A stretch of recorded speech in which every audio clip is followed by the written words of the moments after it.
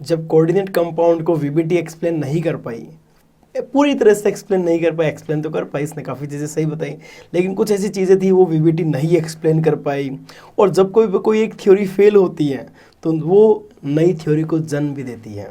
जब कोई एक थ्योरी फेल होती है, उसकी कुछ लिमिटेशंस आती है, तो एक नई थ्योरी इंट्रोड्यूस की जाती है। और वीबीटी की जो खामियां थी वो बहुत बड़ी भी थी एक तरह से देखा जाए तो, ना कलर एक्सप्लेन कर पा रहा है, ना लिगेंड के बीच में डिफ्रेंशिएट कर पा रहा है, ना हाइब्रिडाइज में कभी कोई कंफ्यूज हो जाया करता था। तो ये सब बड़ी दिक्कतें थी, इसको एक्सप्लेन करने के लिए नई थ्योरी को आना ही था। तो इस तरह से एक नई थ्योरी लॉन्च हुई, CFT क्रिस्टल फील्ड थ्योरी। बड़ी अच्छी थ्योरी, इसमें काफ़ी चीज़ें बहुत इंटरेस्टिंग है और ये कहीं ना कहीं कलर को एक्सप्लेन कर पाएगा। कहीं ना कहीं अलग अलग लिगेंड आने पर कलर क्यों अलग अलग आता है, ये बहुत बड़ी बात है अपने आप में, जो वीबीटी नहीं समझा पाया था। लिगेंड के चेंज करने पर कैसे स्टेबिलिटी चेंज होती है, स्टेबिलिटी नहीं बता पाया था। ये बहुत बड़ी बात है, रिलेटिव कौन सा कोऑर्डिनेट कंपाउंड ज़्यादा स्टेबल है, या कौन सा मैं बात करूँ जो डबल सॉल्ट है, जो कोऑर्डिनेट कंपाउंड के फॉर्म में वो ज़्यादा स्टेबल, ही पता करना बहुत ज़रूरी था। और अपने लिए तो यार वैसे बहुत ज़्यादा ज़रूरी, कारण क्या है, अरे क्वेश्चन बनता है भाई एक बहुत अच्छा क्वेश्चन बनता है stability, give the order of stability. दूसरा अच्छा क्वेश्चन बनता है गिव द कलर। तो चलिए कंटिन्यू करते हैं, मैं नवीन जोशी कोऑर्डिनेशन केमिस्ट्री आपके साथ कंटिन्यू कर रहा हूँ और आज अपन CFT स्टार्ट करने वाले, बहुत ही इंटरेस्टिंग थ्योरी है। और आज वाले लेक्चर में लूँगा इस CFT क्या पोस्टुलेट्स है, क्या अवधारणाएं हैं, और उन अवधारणाओं को जब तक नहीं समझेंगे तब तक अपन इस थ्योरी को नहीं समझ पाएंगे। तो चलिए मेरे साथ कंटिन्यू करते हैं CFT क्रिस्टल फील्ड थ्योरी। थोड़ा मैं मतलब डिसकंटिन्यू हो गया क्योंकि ऑफलाइन स्टार्ट हो चुके हैं, कोचिंग को भी टाइम देना पड़ता है, ठीक है, इसमें क्षमा चाहूँगा, लेकिन अब रेगुलर रहेगा, कोशिश यही है, प्रयास यही है। चलो अपना नेक्स्ट है CFT क्रिस्टल फील्ड थ्योरी। तो कंटिन्यू करते हैं CFT। पहले बात करते हैं कि इसने क्या चीज़ अलग मानी, या इसका नाम ऐसा क्यों रखा गया, क्या अलग है वो भी बताएंगे, और इसका नाम ऐसा क्यों वो भी बताता हूँ। तो पहले बात करूँ क्रिस्टल कहाँ टर्म कम है। क्रिस्टल हिंदी में भी क्रिस्टल और इंग्लिश में भी क्रिस्टल, ये कहाँ कम है, याद करो सॉलिड स्टेट जब मैंने पढ़ाया था, आयनिक सॉलिड बताया था। आयनिक सॉलिड में अपन ने बोला क्रिस्टल सॉलिड होता है, इसमें फिक्स अरेंजमेंट होता है, याद करो। दो तरह के सॉलिड होते हैं, एक क्रिस्टलाइन, एक अमोर्फस, एक क्रिस्टलीय ठोस, एक अक्रिस्टलीय ठोस। तो उसमें जो अच्छे एग्जांपल्स जो दिए थे मैंने क्रिस्टलाइन सॉलिड के, उसमें आयनिक सॉलिड के बहुत सारे एग्जांपल थे। तो सुनना, ये जो क्रिस्टल टर्म है ना, एक्चुअली वो आयनिक सॉलिड के लिए परफेक्ट मैच होती है। और यहाँ पर भी एक आयनिक अट्रैक्शन फोर्स बोला गया है, या फिर इलेक्ट्रोस्टैटिक अट्रैक्शन फोर्स के बारे में चर्चा की गई है, इसलिए क्रिस्टल टर्म कम है। ये दूसरा, ये फील्ड क्यों लिखा, ये फील्ड थ्योरी जो फील्ड टर्म है इसका क्या रोल है, बहुत बड़ा रोल है इसका भी, लेकिन ये धीरे धीरे समझ आएगा, ठीक है। तो क्रिस्टल क्यों टर्म कम है, समझ में आ गई बात। तो इससे एक मैंने आपको हिंट भी दी है, जो CFT है वो एक इलेक्ट्रोस्टैटिक मॉडल है एक्चुअली। मतलब इलेक्ट्रोस्टैटिक मॉडल हो जैसे स्थिर वैद्युतिकी मॉडल है, इसका मतलब ये है कि यहाँ पर दो चार्ज पार्टिकल के बीच में अट्रैक्शन माना गया है, जो बॉन्ड फॉर्म हुआ है दो आवेशित कणों के बीच में माना गया। किस तरह से माना गया वो चर्चा भी करते हैं। तो VBT जैसे अपन ने समझा, तो VBT के पोस्टुलेट लिखें। तो जब आप बारी CFT की है तो CFT के पोस्टुलेट लिखने पड़ेंगे। तो अपन कंटिन्यू कर रहे हैं CFT के पोस्टुलेट के साथ। सॉरी, पोस्टुलेट बोले थे क्या, सॉरी किस बात की, अवधारणा में। बार बार इंग्लिश में ज़्यादा बोलता हूँ, मुझे हिंदी भी इक्वली बोलनी है क्योंकि दोनों बच्चे देख रहे हैं इन सबको, ठीक है। तो मैं लिखता हूँ पोस्टुलेट्स ऑफ CFT।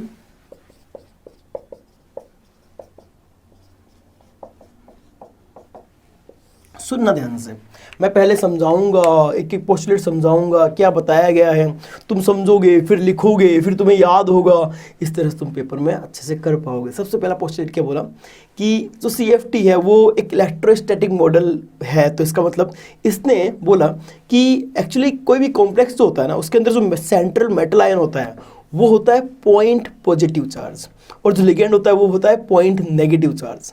वापस सुन लो, वो बोलता है कि सेंट्रल मेटल आयन है वो एक पॉइंट पॉजिटिव चार्ज कंसिडर किया है, और जो सराउंडिंग में लिगेंड है उसको पॉइंट नेगेटिव चार्ज कंसिडर किया है, और उनके बीच में जो फोर्स लग रहा है that is electrostatic attraction force, जो अलग ऑपोजिट चार्जेस के बीच में लगता है। अब बच्चों को यहाँ पर एक बहुत बड़ा जेन्युइन डाउट आता है, ये आना भी चाहिए बच्चे को, कि साहब लिगेंड पॉइंट नेगेटिव चार्ज आपने माना, तो क्या हमेशा लिगेंड नेगेटिव चार्ज वाला होगा, या कभी कभी न्यूट्रल वाले भी तो लिगेंड आते हैं, पॉजिटिव लिगेंड भी होते हैं, उनको फिर कैसे आप नेगेटिव चार्ज मान सकते हो। तो सुनना, क्या नेगेटिव चार्ज में तो पॉइंट नेगेटिव मान लिया कोई दिक्कत नहीं, लेकिन जो न्यूट्रल उदासीन लिगेंड है उनमें मैं ये बोल सकता हूँ कि क्या पता उस न्यूट्रल में एक नेगेटिव पोल बना हो, एक ऋणात्मक ध्रुव बना हो, और ऋणात्मक ध्रुव जो है उस धनात्मक मेटल से अट्रैक्टेड हो रहा हो।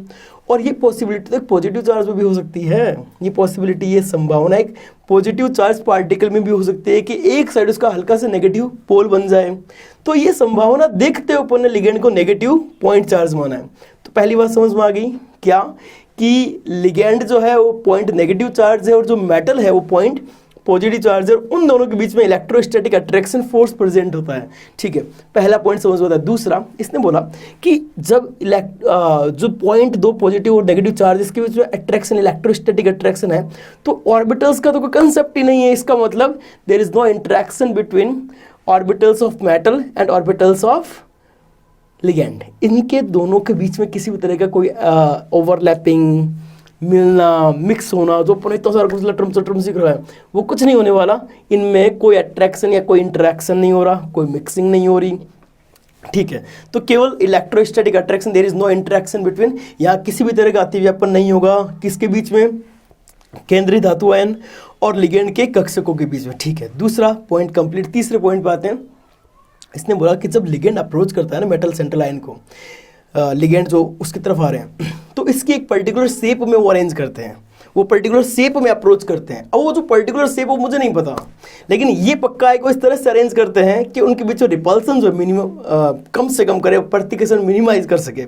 हाँ, इसमें CF10 बोला मैं समझा दूंगा आपको कि किस तरह से वो आपस में अनहिंज होते हैं। इसको CF10 बहुत अच्छे से समझाया। ठीक है, तो ये पॉइंट हेल्प लिया जा सकता है CFT का, सॉरी VBT का CFT के अंदर, क्योंकि VBT ने बहुत अच्छे समझाया कि वो शेप क्या बनने वाली है। तो नो डाउट ये शेप जो है अपन VBT की हेल्प ले लेंगे, क्या दिक्कत है। CFT ने बोला कोई दिक्कत नहीं है। चलो उसके बारे में क्या बोला, एक अच्छा पॉइंट, एक ज़बरदस्त पॉइंट जो कहीं ना कहीं VBT को पछाड़ती है CFT, और कहीं ना कहीं CFT को एक बड़ी थ्योरी बताई जा रही है। और लास्ट दो पॉइंट सबसे ज़बरदस्त है।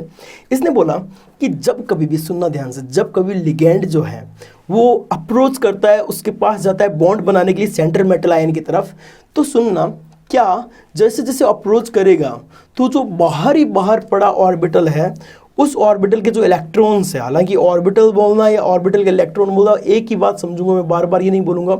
जब मैं ऑर्बिटल बोलूँ कि ऑर्बिटल्स रिपेल हो रहे हैं, तो आप ये मत समझना कि यार ऑर्बिटल तो खाली पड़ी जगह है, या ऑर्बिटल एक जगह है। ये तो ऑर्बिटल क्या होता है, जहाँ इलेक्ट्रॉन के पाए जाने की प्रोबेबिलिटी मैक्सिमम होती हो, तो जगह कैसे रिपेल हो सकती है, वो जगह कैसे अट्रैक्ट हो सकती है। तो मैं जब भी बोलूँ ऑर्बिटल मतलब उसमें प्रेजेंट इलेक्ट्रॉन। ओके, तो मैं क्या बोलता हूँ कि जब लिगेंड अप्रोच करता है, जब लिगेंड अप्रोच, मैं एक एग्जाम्पल से समझाऊंगा आपको, हालांकि उस एग्जाम्पल को हमने पहले भी लिया था, वापस उसी एग्जाम्पल से समझाता हूँ कि जब लिगेंड अप्रोच करता है उस मेटल की तरफ, तो मेटल के जो वैलेंस शेल के जो ऑर्बिटल्स हैं, या ऐसा बोल दो कि जो बाहर की तरफ जो इलेक्ट्रॉन्स पड़े हैं, वो एक हद तक जब वो पास आता है तो उस पर कोई इफेक्ट नहीं पड़ने वाला। लेकिन जैसे जैसे और अप्रोच करेंगे तो कहीं ना कहीं वो एक रिपल्सन देता है, किसको, जो पोल्स जो है नेगेटिव चार्ज के लिगेंड के जो पोल्स है, वो जो मेटल सेंट्रल मेटल आयन में कहीं ना कहीं हल्का एक रिपल्सन भी देते हैं।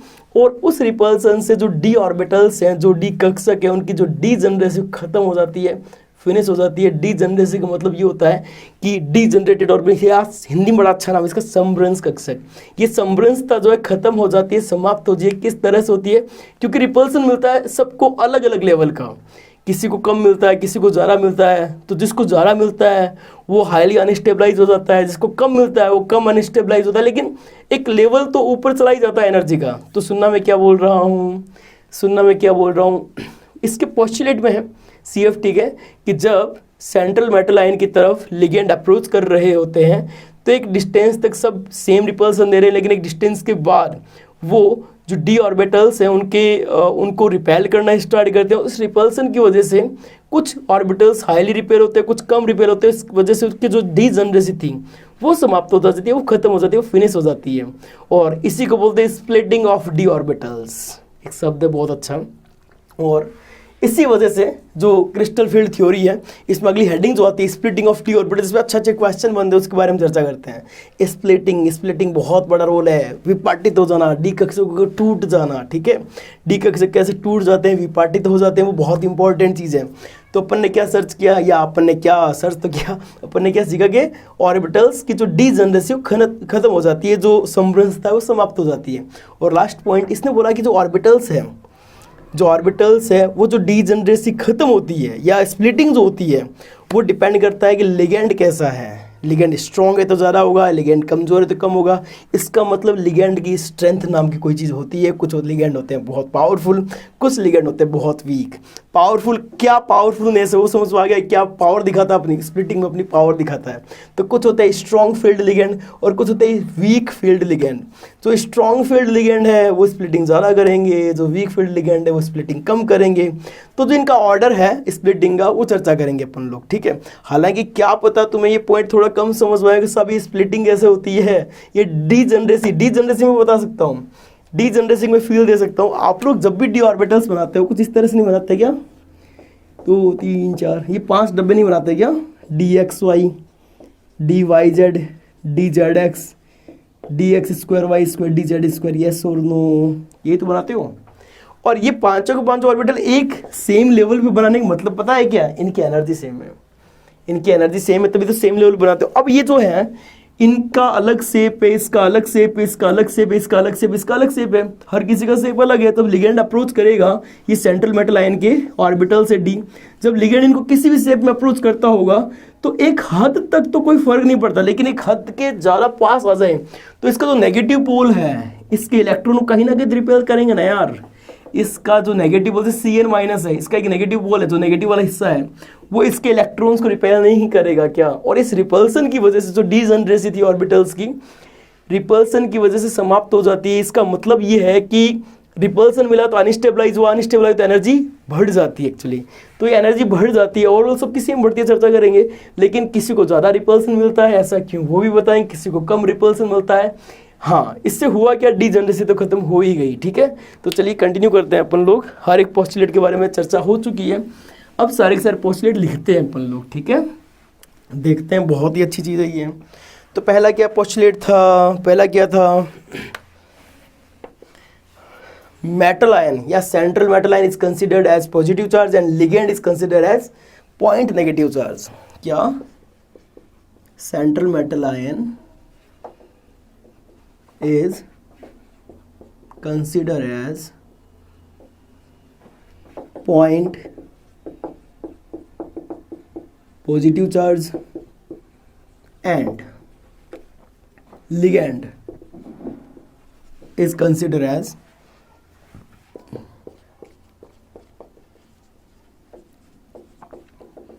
point negative charge, ठीक है। दूसरा पॉइंट क्या है, दूसरा पॉइंट क्या था कि किसी भी प्रकार का ऑर्बिटल्स में इंटरेक्शन नहीं होता, इंटरेक्शन ओवरलैपिंग नहीं होती है ना।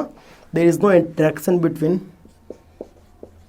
There is no interaction between orbitals of metal and ligand. किसी भी तरह का ऑर्बिटल्स में इंटरैक्शन नहीं होता। थर्ड में क्या बोलूँगा कि जैसे जैसे लिगेंड अप्रोच करता है तो जो डीजनरेसी ड्यू टू रिपल्सन, इनकी डीजनरेसी खत्म हो जाती है, ठीक है। या फिर पहले मेरे को ये बताया था मैंने कि जो लिगेंड है वो फिक्स शेप में अप्रोच करते हैं और उस शेप को वीबीटी डिसाइड करती है, ठीक है। Ligand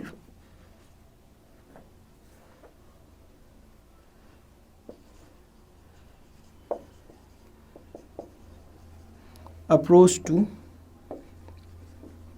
metal ion in particular shape,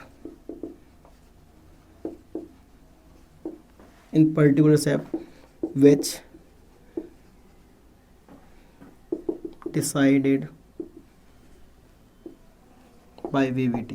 बोल दिया VVT डिसाइड करेगी, ठीक है, which decide by VVT। अब फोर्थ पॉइंट है, क्या वो भी इंटरेस्टिंग पॉइंट है क्या, कि जब अप्रोच करता है तो उस वजह से क्या होता है, when ligand approach to metal ion then the degeneracy of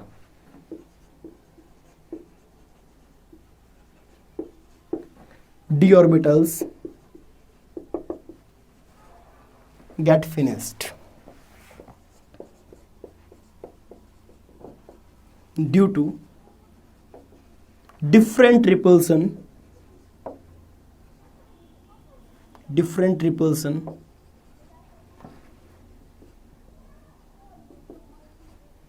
of या different repulsion by ligand।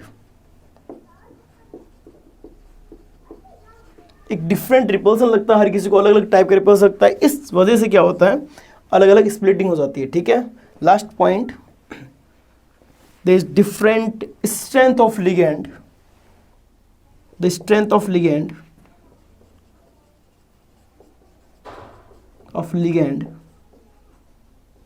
Is different. और इसने इसको ऑर्डर दिया और इसको बोलते हैं स्पेक्ट्रोकेमिकल सीरीज जो ऑर्डर की है, और ये ऑर्डर आपको याद रखना है। ठीक है, चलो, तो सबसे पहले सबसे ज़्यादा जो स्प्लिटिंग करता है वो CO, कार्बन मोनोऑक्साइड, सबने सुना होगा CO, then CN minus, then NO2 minus, then EN, then NH3 ethylene diamine है। ठीक है, देन EDT है -4, 1 2 3 4 5 6, then H2O, then oxalate ion, then OH minus ion. ठीक है, then F minus, then S-2, then Cl minus, and after then SCN minus, then Br minus and I minus. Almost 15 मेरे को याद है। और इसको spectrochemical series सबसे ज़्यादा स्प्लिटिंग जो करता है या सबसे स्ट्रेंथ वाला लिगैंड दैट इज CO। हाँ, ये क्यों स्ट्रेंथ वाला ही सारी चर्चा करेंगे, क्योंकि CO तो अपना एक हेडिंग के फॉर्म में आने वाला है। कार्बन जो मोनोऑक्साइड है वो एक अच्छा लिगैंड है और वो अपनी एक हेडिंग बन के आने वाला है। जो कार्बोनिल मेटल्स होते हैं, कार्बोनिल लिगैंड नाम से जाने जाते हैं, उसके बारे में बहुत सारी चर्चा करनी है। तो ये सिंपल से कुछ पोस्टुलेट्स जो VBT ने CFT ने बताए हैं, जो आपको मान के चलते हैं, जिसमें सबसे ज़्यादा इंपॉर्टेंट ये हैं। और आगे वाले तो 3-4 लिगैंड है, यहाँ तक मानो EN तक तो कोई बहुत ही खास बात है। उसके बाद वाले जो मीडियम वाला आ गए, बीच वाले सारे ये वेरी स्ट्रॉन्ग, ये नॉर्मली OH माइनस तक वीक, मीडियम आ गई, उसके बाद जो है काफ़ी वीक आ गई। इस तरह से 3 सेगमेंट में डिवाइड करेंगे, क्योंकि तीनों सेगमेंट की मैं चर्चा करने वाला हूँ आगे। मैं बोलूँ मीडियम वाले, मैं बोलूँगा हायर या स्ट्रॉन्गर, और मैं बोलूँ वीक वाले लिगेंड। ठीक है, तो इस तरह से अपन लोगों ने CFT के पोस्टुलेट देखें। अगला वीडियो बड़ा इंटरेस्टिंग स्प्लिटिंग की फील देंगे। ठीक है, और इस तरह से देखते रहिए। Thank you so much for watching.